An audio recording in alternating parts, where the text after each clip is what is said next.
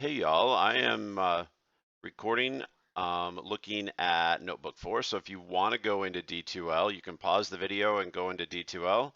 And on the course schedule, you can click on Notebook 4. So Notebook 4 is a nice review. You can read that it's going to show us some new ways to create tables. We even can build the table from scratch. And so without further ado, let's get into it. So please make sure that you initialize the workbook. And this is to review arrays. So remember that if we use the command make underscore array, that it will in fact, we can just list the numbers we want and it creates an array for us. And the name of the array is heights. And if we take the array name and divide by 12, it just takes every single one of the numbers. So you can think of these as 67 inches, 60 inches, here's 71 inches, but now it converts them to feet once we've divided by 12. And again, just dividing the array by 12, it will divide each element by 12. Some heights, it's going to by the way, this hasn't changed heights, right? Heights is still this array up here. So when we sum it, we're going to be getting something close to 300, I think. Let me take a look. Yes, 326. And same thing, I can do average heights, but remember that MP, right? We've imported this package called NumPy, and it's imported as NP. So when I do NP, that says, hey, go look at the NumPy package, and we can have average heights. So the average height is 5 foot 5 inches. We can make string arrays. Now they're doing heights item 4. So what is heights item 4? Well, remember it starts counting at 0. So 67 is item 0 and 60 is item 1. There's item 2, item 3. So item 4 should be a 65. Let's see if I counted correctly. Yes, there you go. Also notice that we have this brackets way of referring to items in an array. It turns out that this one is more accurate. There's sometimes Python gets confused about what data type the element is if we use this one. So dot item is a really good one to remember. Strings array item 0. So remember, item 0 is the one that's counting. So if we do this, we should see, okay, so yeah, it started counting at 0. So there we go. Now remember to use NP arange, not arange. By the way, this is one of my most common errors. I want to always type arrange, the word arrange, but that has 2 R's. This command that we want to use is arange. I even pronounce it arange just to remind myself that there's only 1 R. And what is it going to do? It starts counting at 0 and it counts 6 elements, which means that it stops counting 1 unit below the 6. It will do the same thing when it counts backwards by ones. It'll count down, but it won't include the 7. It'll stop 1 unit before the 7, and you can see that it did so. It can count even numbers. It can count by 2s, so it starts at 0 and counts only even numbers. Notice again that it stops 1 unit before the 20, and this is crazy. It can count by step sizes that are small. Okay, so this gives me all the, well, it starts at 0, but it gives me 0.1 and 0.2 all the way up to 0.9. Notice that it won't count all the way to 1. It stops there. And what if we create this MP arange 8, which will get all the numbers between 0 and 7? Then what's item 7? Okay, but remember, this is 0, 1, 2, 3, 4, 5, 6, 7. So item 7 should be 7. There you go. So again, item 0 is 0 because it starts counting at 0. Item 4 is 4, right? So the way we created this, sorry, I meant to do 7. This array, the element numbers are actually the item numbers. So that's a nice review. Now, creating a table from scratch, the first thing they do is they create a list array and call it streets. And then they do this table with column streets. So they give it a name, and then they tell it the array to go in there. And so Southside is this one column table. But they want to add a column to it, and they want to add this column blocks from campus, and they're going to use this array, MPA range, to do so. So notice what happens. It adds blocks from campus. Notice that Southside is still what we defined it to be right here. Okay, so this doesn't change what's in Southside. It just displays a 2-column table. All right, so now we're redefining Southside. So now Southside is going to be this 2-column table. And they're going to show you a couple of helpful commands. So Southside labels lists the variables, right? It lists the names of the columns in the table. And of course, num_columns does what it's always done. It counts the number of columns for us. And Southside num_rows lets us know how many rows are in the table.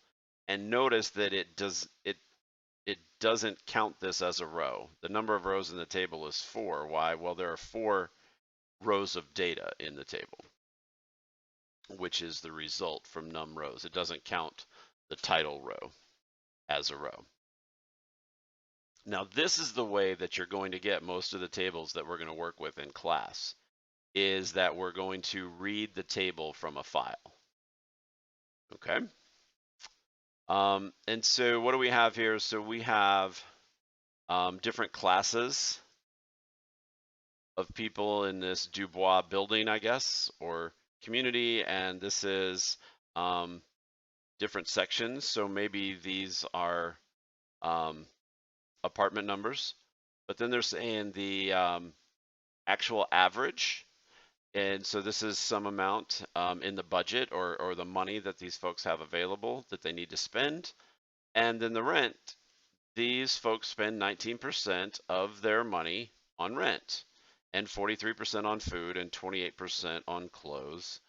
And there's some taxes and there's some other. And so they're listed by their status as poor or fair or comfortable or well-to-do. So which class spent the highest percentage on rent?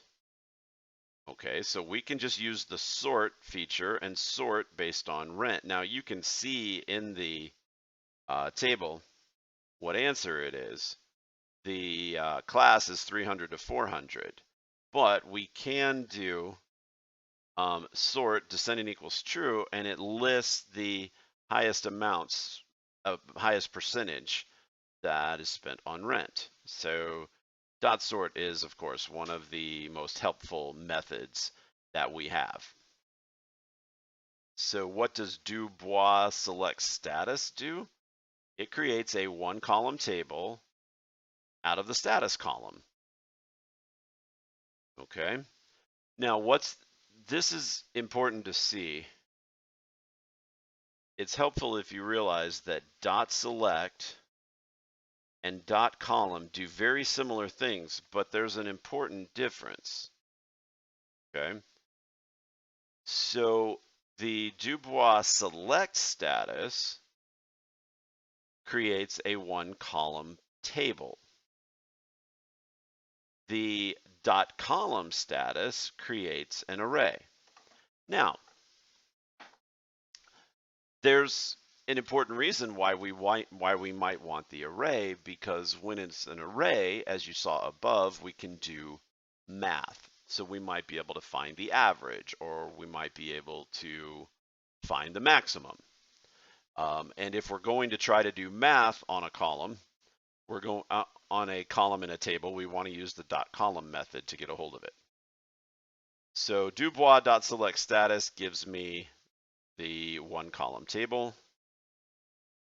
Dubois column status gives me the array. Dubois dot column actual average gives me an array. Dubois dot column food gives me the food column. Now notice what they're doing here.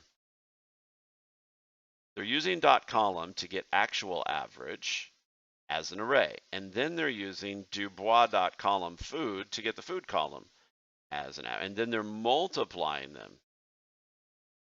And then they're using this with column to put the result in this table. So let me scroll back up to the original table and show you what's going on.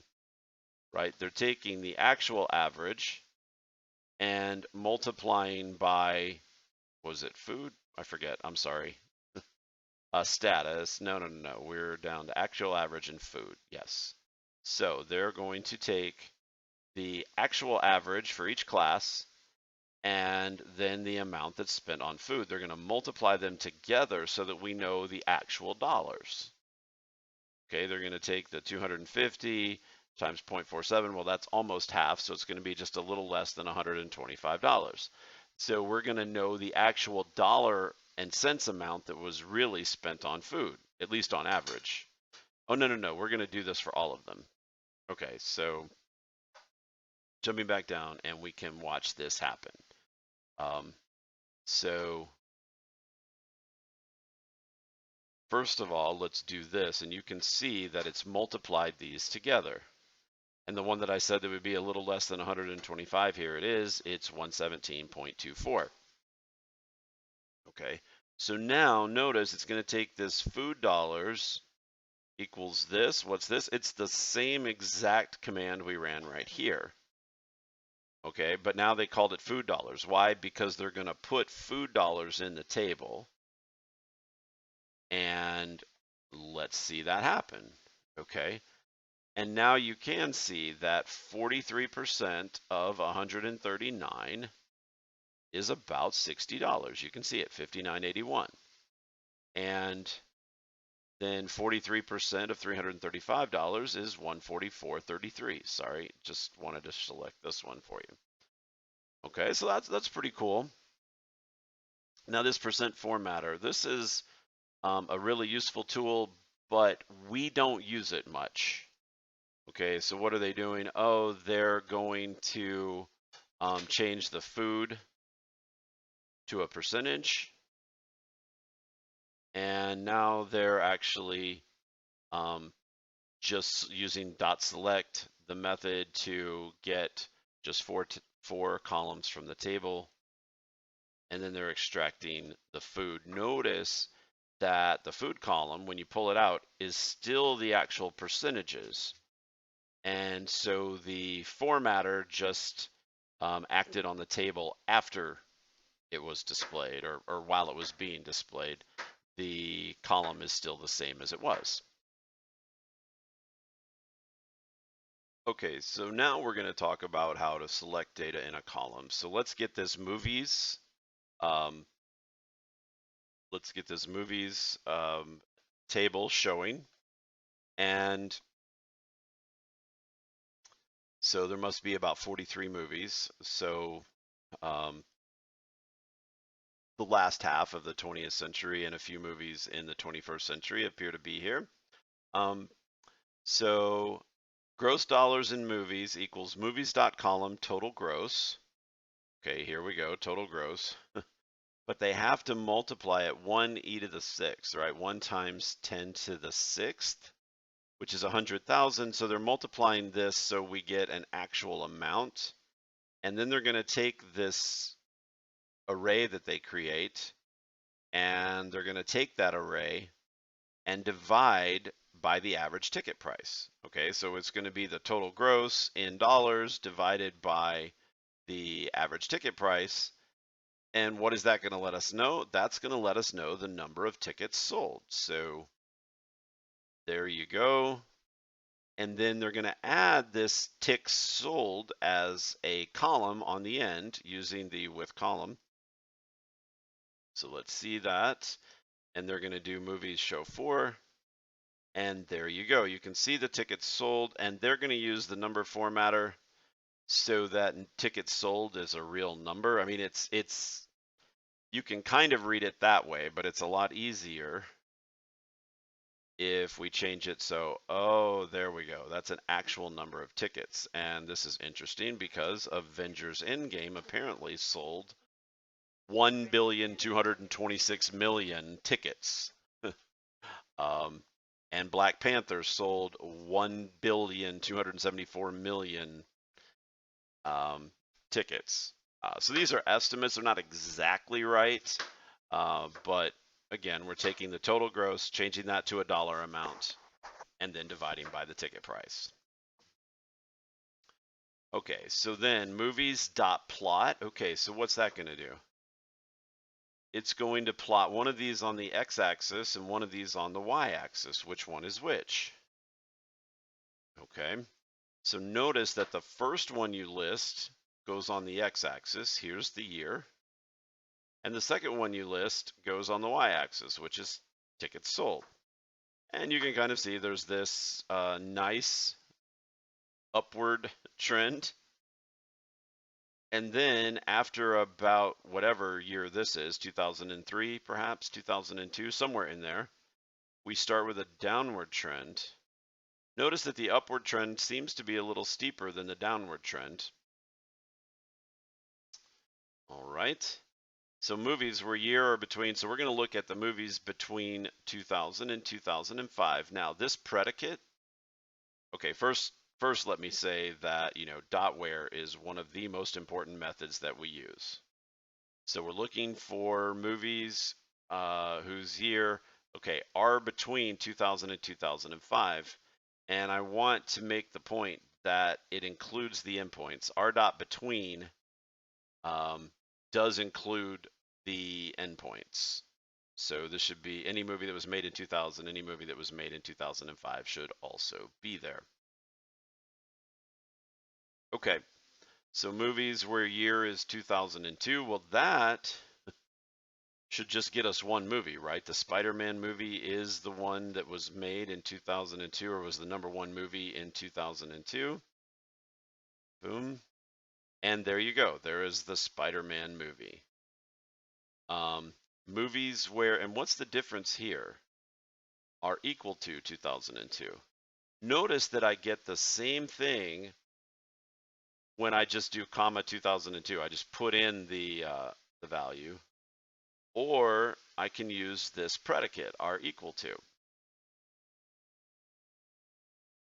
Now this one's interesting, R dot containing. This is a great predicate for the where. It's going to get every Harry Potter movie in this table, right? So we have Harry Potter and the Deathly Hallows, Part 2, and Harry Potter and the Sorcerer's Stone. So we have the last movie in the series and the first one. So that's pretty cool. R dot containing. So any movie that contains the words Harry space Potter is going to show up. Okay, what about this one? There's a little bit that says R dot containing Star Wars. So they're going to get all the movies that have Star Wars in the title, except ones that we don't want, the ones that are containing the word menace. Okay, so Phantom Menace is out, but it'll get everything else. And then look, it's almost every Star Wars movie we've ever managed. Now look at this. So movies.take, and I haven't made a big deal of this one, but this is great because sometimes we want to specify a couple of rows. Now what is the NPA range 2, 5 going to do? Well, we're going to start counting at 2, and we're going to go up to 5, but we're not going to include the 5. So this statement, the NPA range, is going to produce these numbers 2, 3, and 4. And then I can take the second, third, and fourth row only and look at them. So let me get rid of that so the screen is not quite so busy. Let's take a look at that.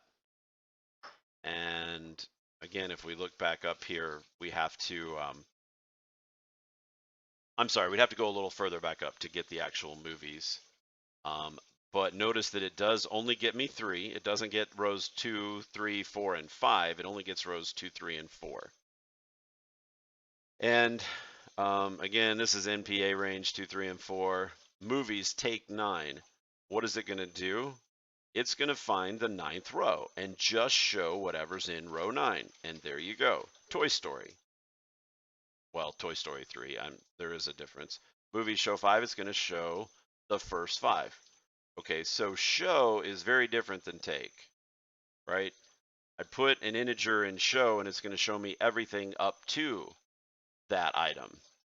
Take is going to select rows, whatever is in here, and whatever is in here can also be an array.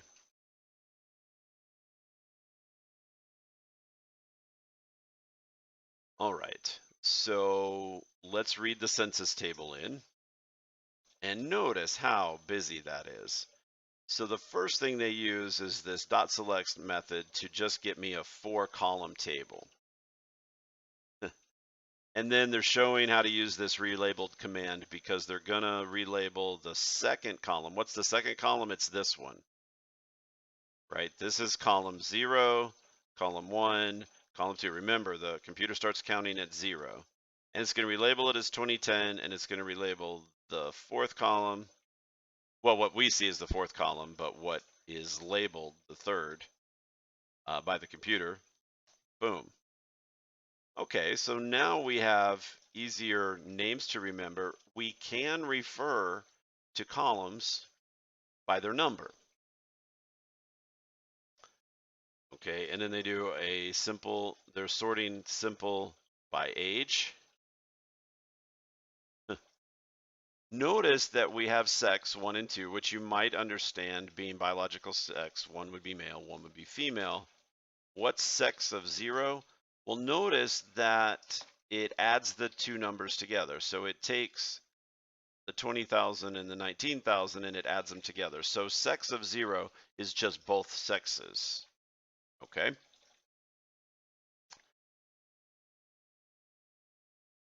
And then it does a simple sort based on age.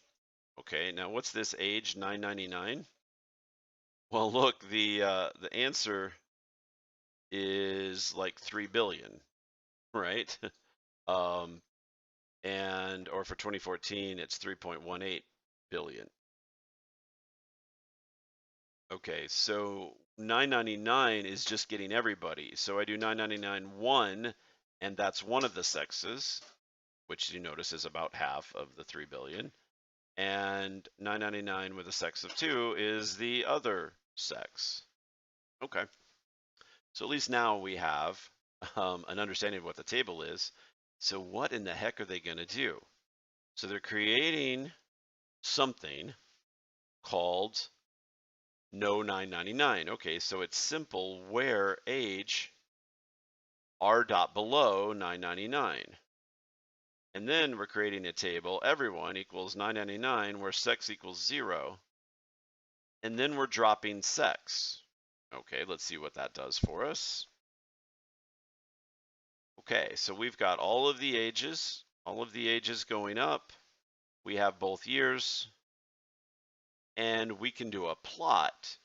So remember, we're going to specify the first thing that we specify is the x-axis. The second thing that we specify is the y-axis. So notice that it's going to plot the age and the column 2010. So these are the 2 columns that it's going to plot. Boom. And why does this tail off as we get closer and closer? Well, because unfortunately, humans don't live forever. So there is a fairly steep drop off after the age of 50 or so. Everyone plot age 2014. And you notice that the shape of these 2 graphs is about the same. Then look at this, everyone plot age. Now we have them plotted both on the same graph, and you can say they do have a very similar shape. What's the difference? Well, it's 4 years later in 2014, so it's just shifted about 4 units to the right. Are they identical? No. No, there have been some other changes to population, but you can see that there's a very close resemblance between these two graphs.